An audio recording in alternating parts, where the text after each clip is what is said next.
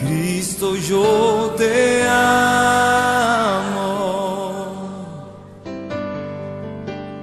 Cristo, yo te amo. No hay nadie como tú.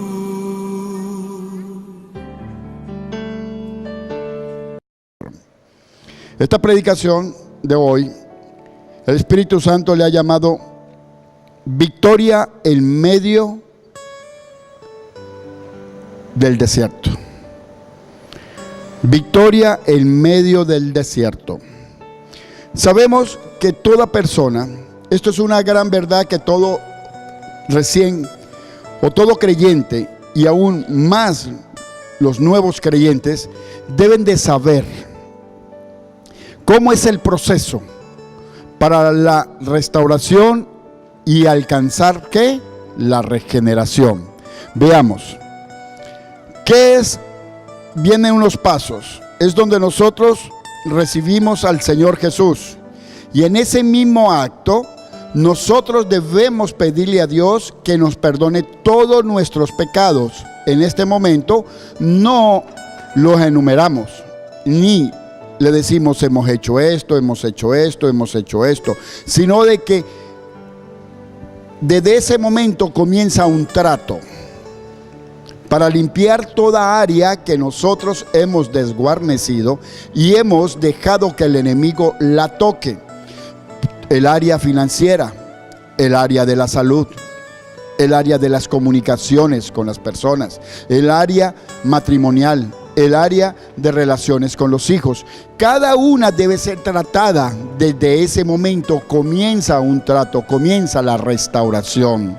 No es que la restauración va a venir de un solo ipso-facto, no, va a haber un trato de Dios. Eso le llamamos el desierto. Mucha gente no entiende que cuando recibe al Señor Jesús e inmediatamente entra en un desierto. Eso lo vamos a ver bíblicamente. Cuando el Señor Jesús empieza a tratar con alguien, ¿qué es lo primero que Él hizo? Fue venir a ese alguien. ¿Por qué? Porque lo vamos a ver bíblicamente en el Nuevo Testamento con Jesús y en el Antiguo Testamento con Moisés. Primeramente, vamos a verlo con Jesús. Dice en Lucas, inicia el ministerio del Señor Jesús. Asimismo, cada persona que recibe al Señor Jesús, en ese momento se hace la apertura para un ministerio, para un quehacer, para el haber de la expansión del reino de Dios sobre la tierra.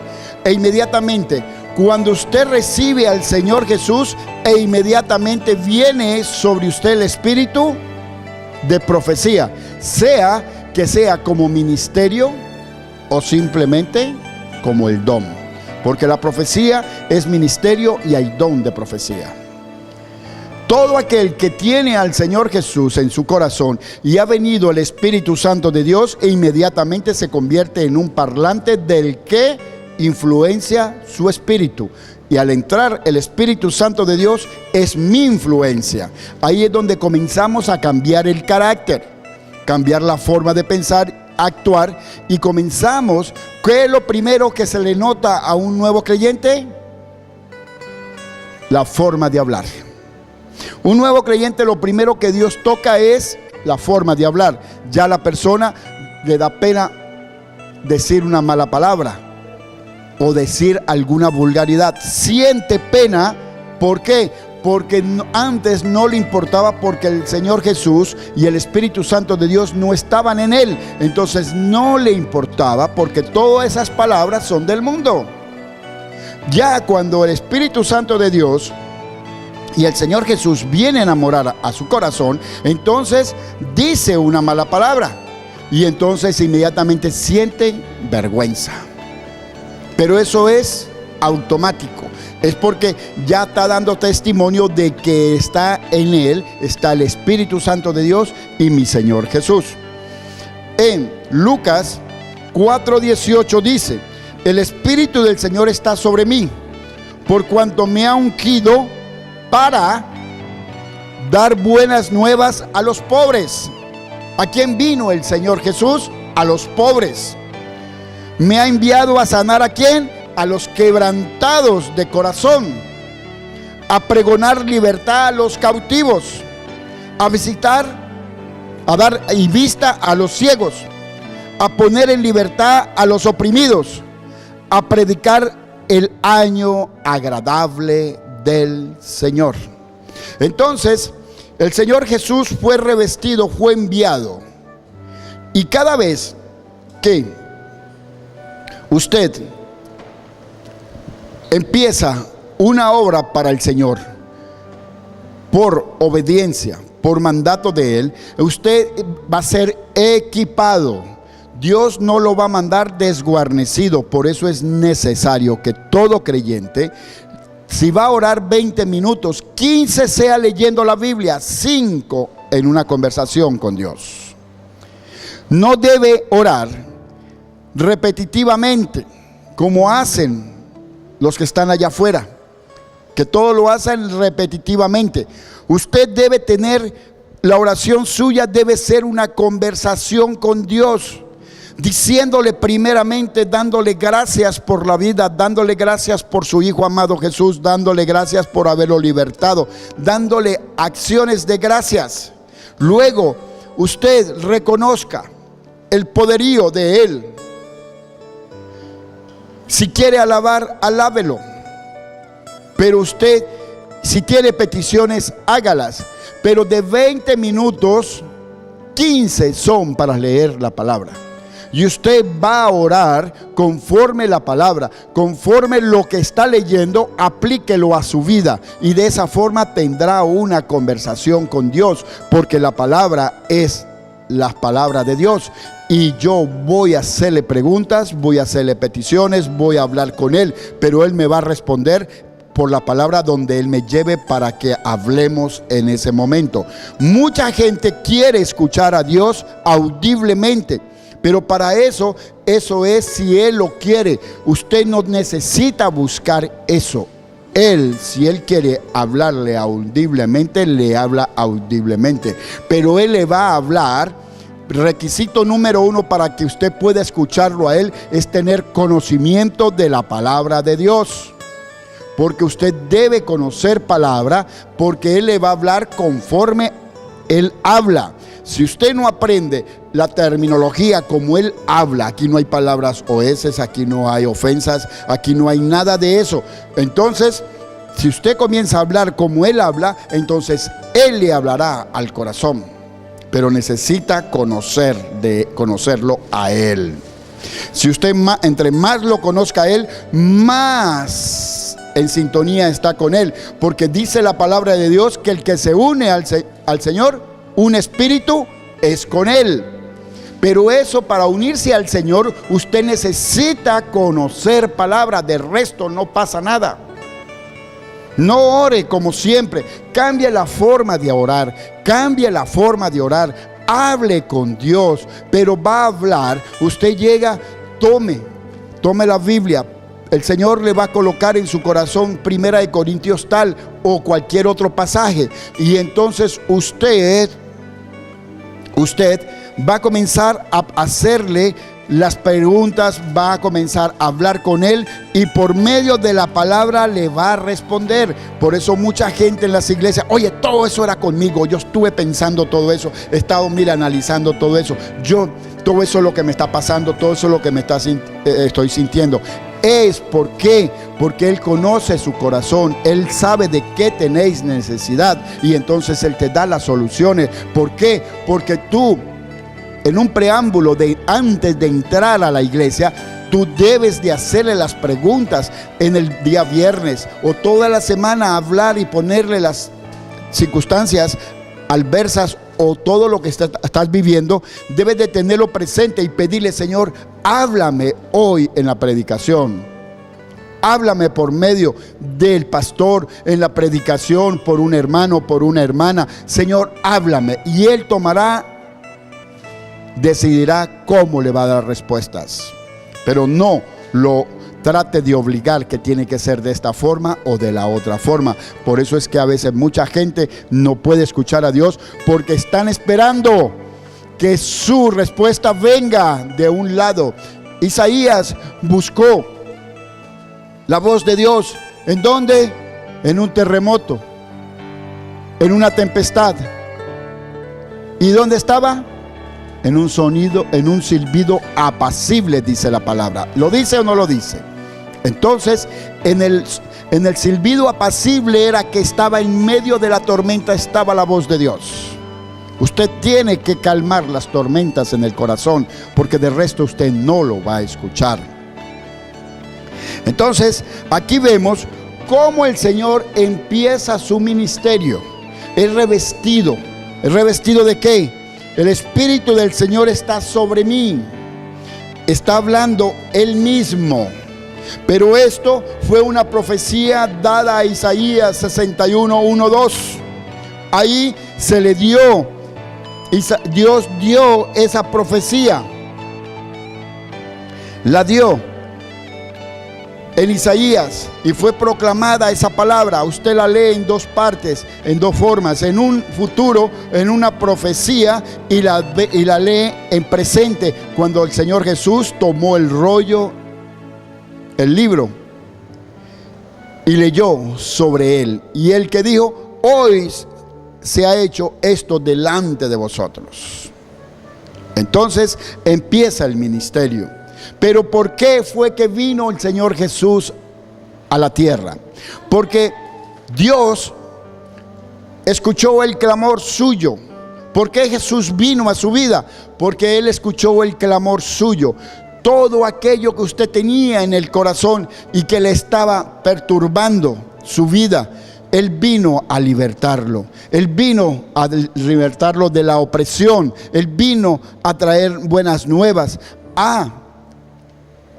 ¿A quiénes? A los pobres. Él vino a ungir y traer buenas nuevas a los pobres. Él vino a buscar y a dar ánimo a los quebrantados de corazón, a pregonar libertad, a abrir las cárceles de prisiones de oscuridad, porque casi toda persona que está afuera y que no tiene al Señor Jesús está en prisiones de oscuridad, porque allá afuera es oscuridad. Y Él vino a libertar a las personas. Así como usted y yo tuvimos un clamor algún día, nosotros, ¿qué fue lo que hicimos? Señor, estoy cansado de vivir, hastiado de vivir esta vida. Mira, no quiero seguir viviendo esto. Ve todo lo que tengo, esta pobreza, esta enfermedad, que toda esta circunstancia que estoy viviendo, todo. Al usted clamar, el Señor vino a su vida en respuesta, porque usted clamó. Al clamar, Dios inmediatamente escucha, porque Él escucha todo. Y entonces el grave problema es que para eso nosotros tomamos a Dios, al Señor Jesús, como última instancia para salir de los problemas. Hacemos lo que teníamos que haber hecho de primero, lo hacemos de último. Es proclamar a Él: Señor, ayúdame, sálvame, libértame. No, tratamos en el mundo, porque el mundo te aupa para que tú sigas luchando contra la corriente. Pero el rendirnos es el camino más corto. Cuando nosotros nos rendimos, entonces la cosa cambia más rápidamente. Pero aún hemos recibido al Señor y seguimos tratando de solucionar nuestros problemas por nuestras propias fuerzas. Entonces vamos a ver cuántos se parecen a lo que pasó, porque los que hacemos, o los que reciben al Señor Jesús y son dóciles a Él, entonces saldrán más rápido y obtendrán más rápido la victoria de su desierto. Ahora, muchos que aún tienen 10, 15, 20 años, 2 años, 5 años en el Evangelio y todavía están tratando de justificarse y salir adelante de sus problemas sin rendición a Dios. Recuerda, la rendición es el camino más corto para salir de nuestro desierto. Veamos Éxodo 2. Así como usted clamó al Señor Jesús, así los israelitas clamaron en Egipto. ¿Dónde usted clamó? En nuestro Egipto. ¿Dónde era nuestro Egipto? El mundo. Egipto representa ¿qué? El infierno. ¿Representa qué? El sistema mundano. ¿Representa qué? El mundo en tinieblas. Entonces, el pueblo de Israel, un día, aconteció, Éxodo 2, 23, aconteció que después de muchos días murió el rey de Egipto y los hijos de Israel gemían a causa de ¿qué? De la servidumbre y clamaron. ¿Qué es la servidumbre aquí? Es esclavitud. Y clamaron. Y subió a Dios el clamor de ellos con motivo de servidumbre. Y oyó Dios el gemido de ellos y se acordó. ¿De qué se acordó? De su pacto con Abraham, con Isaac y con Jacob. Y miró Dios a los hijos de Israel y los reconoció Dios. Cuando usted y yo clamamos, entonces el Señor nos reconoció. Porque cuando nosotros clamamos a Dios es porque nosotros estamos pidiendo ayuda. Y entonces Él, para ayudarnos, como todas las cosas son hechas para el goce y el disfrute, la libertad, la sanidad, todo es ¿para quién? Para los hijos de Dios. Entonces, ¿qué es lo que hace primero? Nos reconocen. Al usted clamar, confesar al Señor Jesús que es su Salvador, lo hace, lo proclama con su boca y con su corazón. Con su corazón es para justicia. ¿Por qué? Porque con el corazón usted es justo, usted es santo, usted es bueno. Confesarlo con la boca es que usted al confesarlo rechaza todas las influencias que operaban en usted hasta ese momento. Rechazo al diablo, a Satanás, a todas esas huestes espirituales de maldad, brujos, todo aquello, porque he conocido uno mayor que se llama Jesús. Para eso tiene que ser confesado con la boca, porque al confesar usted rechaza todo donde usted estuvo metido, pero debe creerlo para hacerlo justo. Primero tiene que ser en el corazón, porque usted tiene que ser justo primero para que en justicia usted proclame eso con su boca. Por eso muchas gente que están en las iglesias todavía están siendo tratados porque lo confesaron, lo reconocieron, pero no han sido decretados justos. ¿Por qué? Porque ellos lo dijeron, fue inducido, y comenzaron a ir a la iglesia y se les olvidó hacer el acto de corazón, de verdad, y decirle: Señor, yo te confieso que tú eres mi Señor, hazme justo. Proclamo con mi boca que tú eres mi Señor. Y entonces al decir eso, la oscuridad tiene que apartarse, porque ya no tiene nada en usted. Para eso tiene esas dos acciones, que es primero con el corazón para justicia y proclamarlo con su boca para rechazar todas las influencias malignas. Entonces el Señor, aquí vemos que el Padre vino. ¿Quién fue el que vino? ¿Jesús a los israelitas? No, vino el Padre mismo.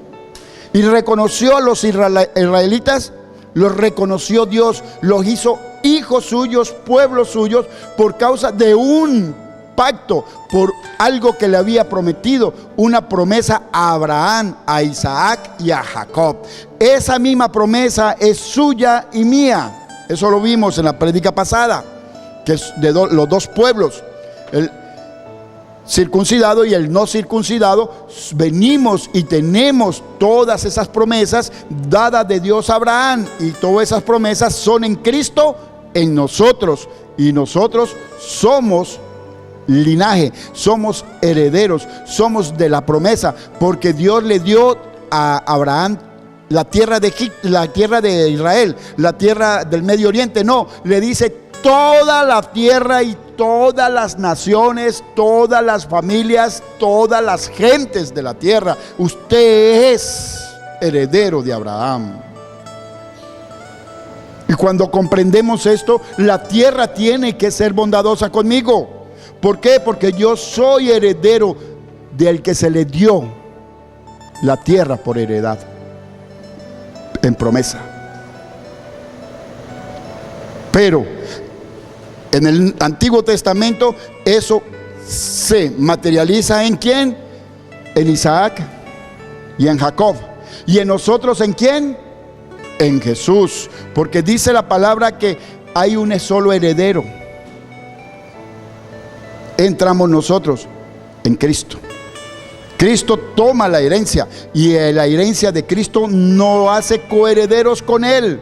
Pero también somos herederos directos de Dios por Abraham. Entonces, aquí vemos que usted y yo hemos venido a la presencia de Dios porque un día clamamos, así como los israelitas lo hicieron. Entonces vino Dios y escogió a uno, pero ya ese uno estaba determinado desde el principio. ¿Quién es? Moisés. Conocemos la historia de Moisés. Dieron un edicto de matar a todos los niños. Su mamá lo puso en un canasto, lo metió en el río, y al otro lado del río estaba la hija de Faraón, y la mamá hizo todo cuadradito. Y entonces cuando vieron el canasto, vieron y había un niño, la mujer, la hija de Faraón dijo: voy a criarlo como mi hijo. Y lo llevó. Y entonces la tía de Moisés era una de las que estaban alrededor de la reina. Entonces, ¿qué fue lo que pasó? Digo, ¿quién podrá cuidarme y quién podrá amamantar a este niño para que me lo críe? Entonces yo conozco a una que está amamantando, y fueron y buscaron ¿a quién? A su propia madre. Entonces el plan divino de Dios para usted y para mí es un plan perfecto. Nosotros somos los que lo hemos torcido y muchos han abortado el plan de Dios. Entonces vemos cómo ellos clamaron y cómo nosotros clamamos, a comparación de que con nosotros, ¿quién fue? ¿Dónde fue ese clamor y dónde se escuchó ese clamor y dónde Dios determinó mandar a alguien? ¿Dónde fue? En el cielo. En el Antiguo Testamento fue aquí en la tierra. Escuchó desde el cielo, igual que nosotros, pero escogió uno que estaba ya en la tierra.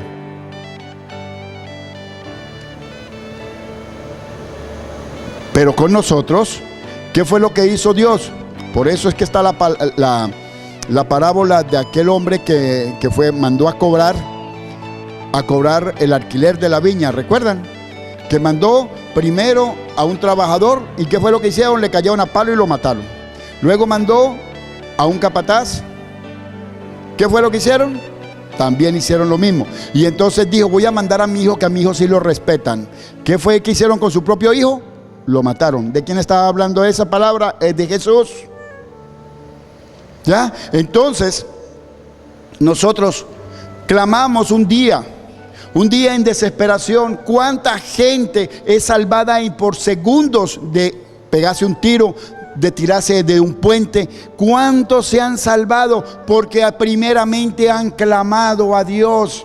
Ellos, sin saberlo, han hecho que los cielos se abran y el Señor escuche desde los cielos que esta persona está en desesperación, está quebrantado de corazón, está deshecho, y entonces ha decidido ponerle fin a su vida, pero él sin querer ha hecho una proclama: ya no puedo más, ya no quiero vivir, no soy capaz de vivir esto. Entonces el Señor se acuerda de que su hijo vino a la tierra y dio su vida por esa persona, como por usted y por mí, que él recuerda que todo lo que vivíamos y padecíamos en el mundo, pobreza, enfermedad, desolación, tristeza, todas esas cosas, entonces ya fueron redimidas en la cruz. Entonces el Señor pone trabajadores. ¿Y quién vino a su casa? ¿Quién vino en su trabajo? ¿Quién vino en el autobús? ¿Quién vino? Uno delegado de parte de Jesús. Pero ¿quién fue el que vino? Jesús mismo. Allá, aquellos, ¿vino quién? Dios. ¿En quién? En un portavoz que se llama Moisés.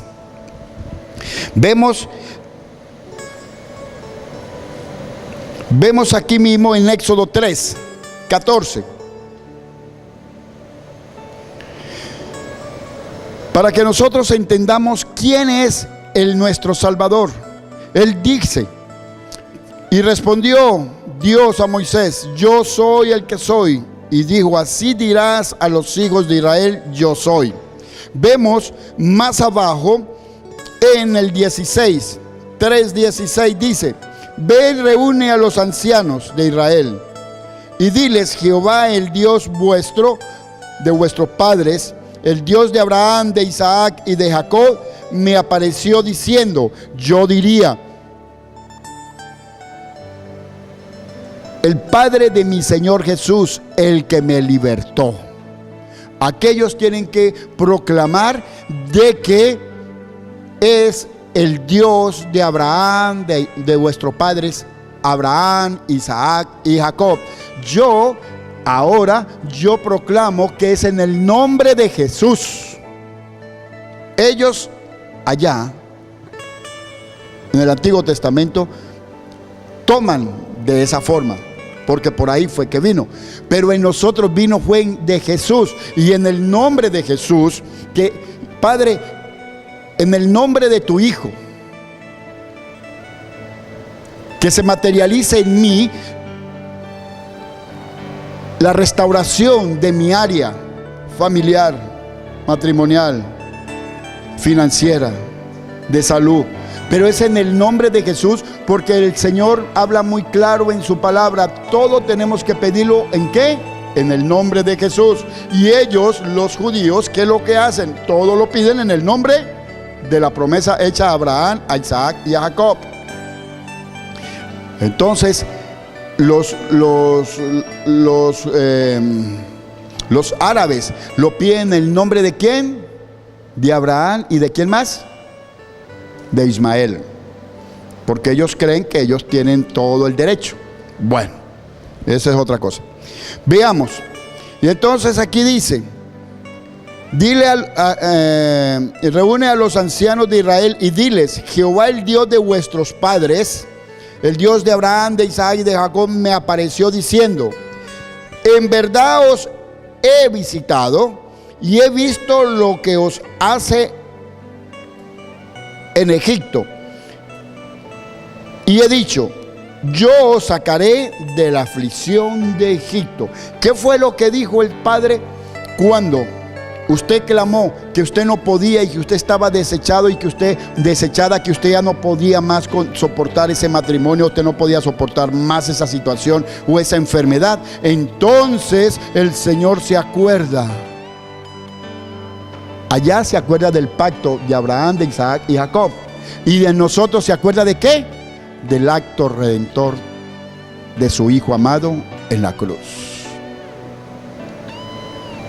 Son dos cosas iguales, paralelas, tienen mucho significado. Pero lo interesante de todo es que el Señor dice: yo os sacaré de la aflicción de Egipto. Entonces, en su clamor, Dios dice: yo os sacaré de la aflicción del mundo. Antes tenía nombre Egipto, ahora en nosotros es el mundo. Y nos ha sacado del mundo y nos ha puesto aparte, nos ha llevado a un redil, a una congregación, para alimentarnos, para estar en la presencia de Él, para instruirnos y para redimirnos, para ungirnos, para equiparnos, para que todo de lo que Él haga en nosotros sea hecho a favor de otro más. Porque todo lo que el Señor ha hecho en usted, eso tiene que dar fruto. Si no, ha sido una salvación, una restauración estéril. todo lo que viene de parte de Dios tiene que dar fruto. Porque esa es la naturaleza de las cosas de Dios. Es vida. Y si usted tiene vida, usted ha tomado la vida que el Señor le dio, usted debe ser instrumento para llevar vida a los que están allá. Porque alguien fue tomado por el Espíritu Santo de mi Señor Jesús y fue conducido porque el Padre escuchó su clamor, escuchó su lloro en su cama, escuchó y vio cómo mojaba la almohada de lloro, de lágrimas por estar pasando esto y aquello, y Él vino a socorrerlo. Él vino a socorrerla. ¿Por qué? Porque Él vino a los quebrantados de corazón. Él vino a todos los que estábamos en tribulaciones y estábamos en las manos y en las garras de Satanás, y que nuestras vidas estaban perdidas y no teníamos vida y estábamos muertos en el pecado. Él vino a restaurarnos y a sacarnos de aquella profundidad donde nosotros mismos nos metimos. Amén.